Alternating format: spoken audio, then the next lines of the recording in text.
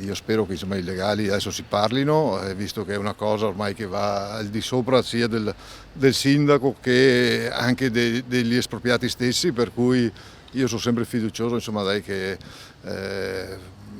abbiamo provato, abbiamo vissuto anche queste esperienze e adesso dai, chissà che sia la volta buona per arrivare a un accordo, anche perché insomma, la posta in gioco non è al 100% né da una parte né dall'altra, per cui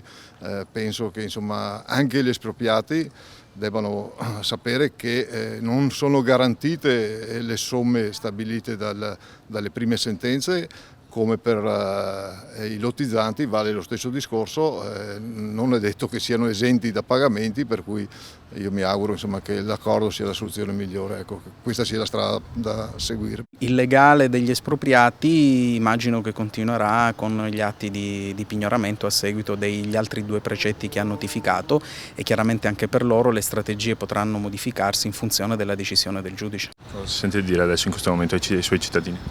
I cittadini continuiamo a darci una mano in tutti i sensi e mi raccomando niente rancori, perché ognuno sta avanzando i propri diritti, per cui non voglio sempre sentire commenti su Tizio, su Caio eccetera, o minacce di vario tipo. Non è questa sicuramente l'occasione per fare questo tipo di iniziative.